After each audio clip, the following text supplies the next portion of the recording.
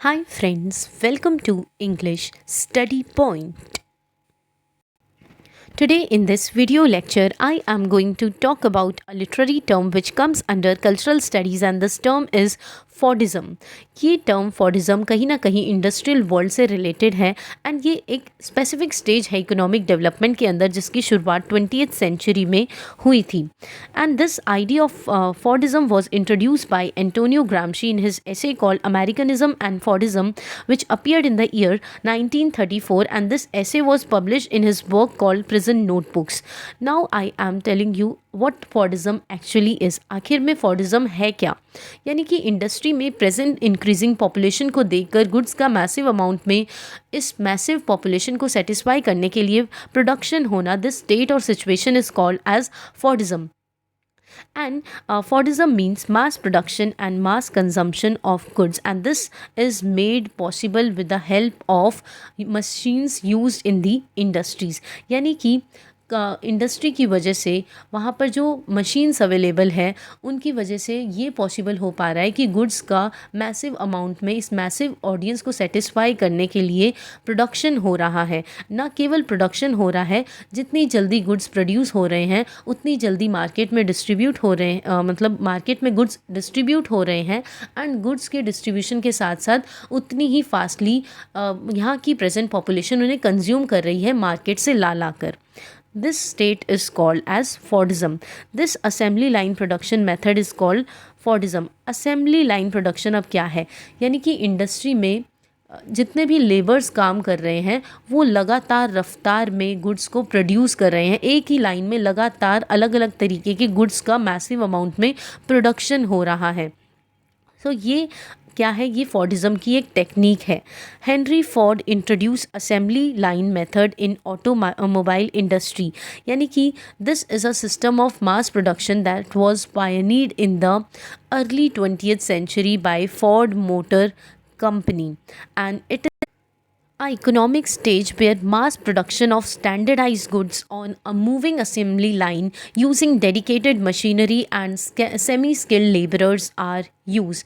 First of all, we should know that what are these standardized goods. Standardized goods are those goods or services which are produced within a given set of guidelines. यानी कि जो ऐसी services या फिर products जो कि guidelines को ध्यान में रखकर बने हों या फिर प्रोड्यूस किए गए हों. तो इस सिचुएशन में मास प्रोडक्शन हो रहा है स्टैंडर्डाइज गुड्स का और लगातार एक ही साथ एक ही लाइन में रफ्तार में उन प्रोडक्ट्स का प्रोडक्शन हो रहा है डेडिकेटेड मशीनरी का यूज़ करके और सेमी स्किल्ड लेबरर्स का यूज़ करके. कहीं ना कहीं मशीन्स आ जाए तब भी स्किल्ड लेबरर्स का, सेमी स्किल्ड लेबरर्स का यूज़ होता है उन मशीन्स को ऑपरेट करने में. तो ये दोनों ही चीज़ें कहीं ना कहीं बेनिफिशियल प्रूव होती है एक इंडस्ट्री को चलाने में. First of all machines and another one is semi skilled labourers. ये दोनों ही चीज़ें बहुत ज़रूरी है. Then, in this stage of Fordism, individual skills has been replaced by technology in the industrial sector. यानी कि जो इंडिविजुअल की स्किल्स है, उनकी कैपेसिटीज़ है, उन्हें रिप्लेस कर दिया गया है इंडस्ट्रियल टेक्नोलॉजी से. अब जो भी काम है वो इंडस्ट्रियल टेक्नोलॉजी यानी वहाँ पर यूज़ हो रही मशीन्स सारे काम, सारी हर तरीके की स्किल्स को परफॉर्म कर रही है और लगातार रफ्तार में अलग अलग चीज़ों का प्रोडक्शन हो रहा है इन मशीन्स की हेल्प से. So this is called as Fordism. Fordism इस कॉन्सेप्ट को एक्सप्लेन करने के लिए यहाँ पे मैंने एक पिक्चर मेंशन की है जहाँ पर आप देख पा रहे होंगे कि इस पिक्चर में यहाँ पे बहुत सारे लेबरर्स एक ही लाइन के साथ काम कर रहे हैं, मशीन्स का यूज़ कर रहे हैं ताकि वो लगातार रफ्तार में एक ही लाइन में अलग अलग तरीके के गुड्स को प्रोड्यूस कर पाएँ. सो यही कॉन्सेप्ट है फॉर्डिज़म का. Fordism is an economic stage which came to symbolize mass production processes. अब ये mass production processes क्या है कि इस मैसिव अमाउंट ऑफ पॉपुलेशन को की नीड्स को सेटिस्फाई करने के लिए आए दिन लगातार एक ही रफ्तार के साथ अलग अलग तरीके के गुड्स प्रोड्यूस हो रहे हैं मशीन द्वारा और सेमी स्किल्ड लेबरर्स का यूज़ करके। तो ये सारी चीज़ें सबसे पहले मशीन्स के थ्रू पॉसिबल हो पा रही है, क्योंकि मशीन्स के थ्रू गुड्स का प्रोडक्शन बहुत जल्दी हो रहा है एंड उतनी जल्दी से जितनी जल्दी प्रोडक्शन हो रहा है उतनी ही जल्दी वो प्रोडक्ट्स मार्केट्स में डिस्ट्रीब्यूट हो रहे हैं और मार्केट से कंज्यूमर लाकर कंज्यूम कर पा रहे हैं। So this process symbolise mass production processes and also associated forms of labourers involve in it. यानी कि इस मास प्रोडक्शन प्रोसेस में कौन इन्वॉल्व रहता है?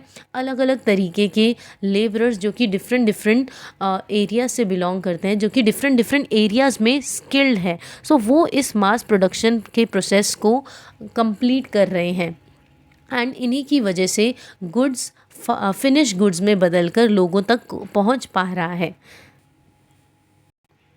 Now here I am talking about post Fordism, यानी कि ये पोस्ट फॉर्डिज्म का रिवाइज्ड वर्जन है। So this is another form of economic organisation which happen to emerge after Fordism. It came to resolve crisis tendencies of Fordism, यानी कि जो problems हमें फॉर्डिज्म के स्टेज में देखने को मिली थी तो उसे ही रिजॉल्व करने के लिए पोस्ट फॉर्डिज्म आया। ये एक नई स्टेज है, एक नई इकोनॉमिक ऑर्गेनाइजेशन है जो कि फॉर्डिज्म के बाद आई। So what it is a small batch production, यानी कि यहाँ पर छोटे लेवल पर चीज़ों का प्रोडक्शन हो रहा है, मैसिव लेवल पर ना होकर छोटे लेवल पर चीज़ों का प्रोडक्शन हो रहा है।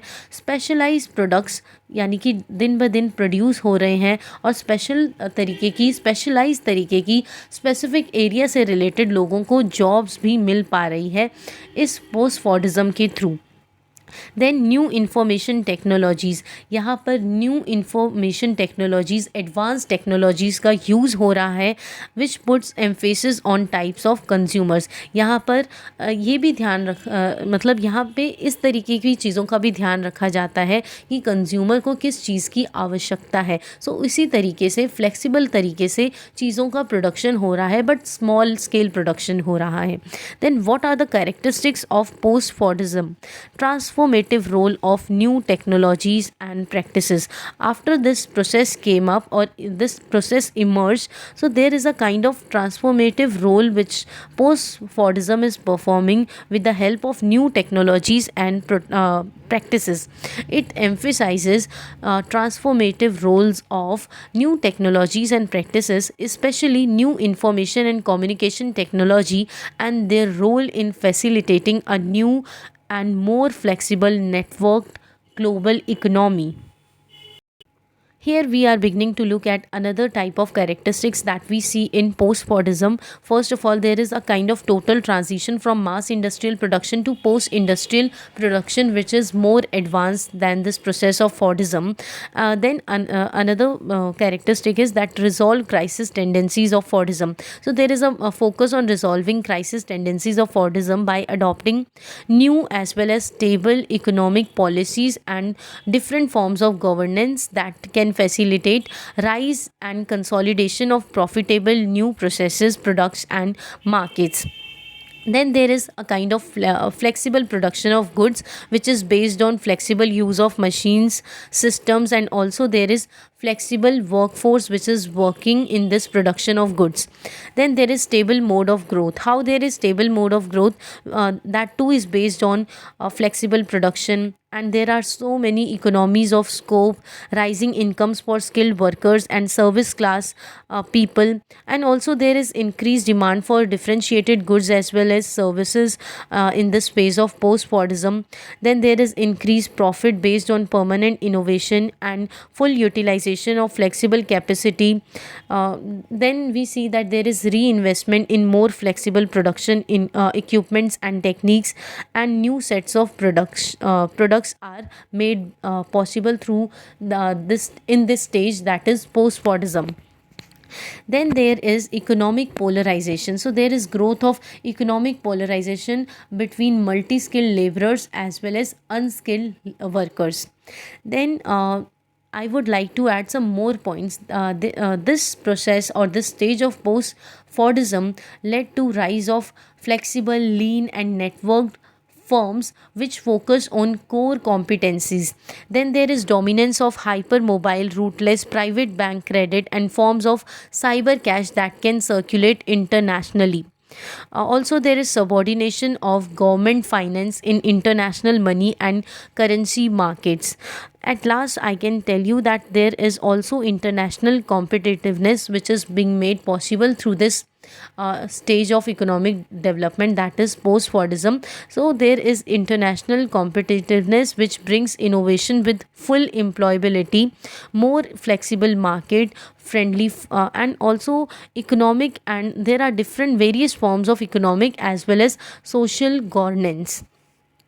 And due to this post-Fordism process, there is a kind of increasing concern with governing local, regional, and supranational and global economies. So these are benefits of this stage of post-Fordism.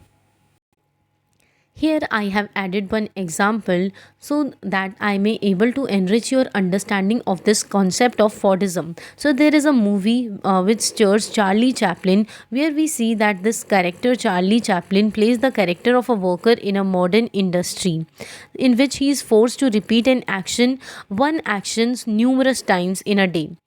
So there is a kind of iconic scene which is seen in this movie, where we see that this Chaplin, this character Chaplin, is tightening numerous screws as they come through an assembly line.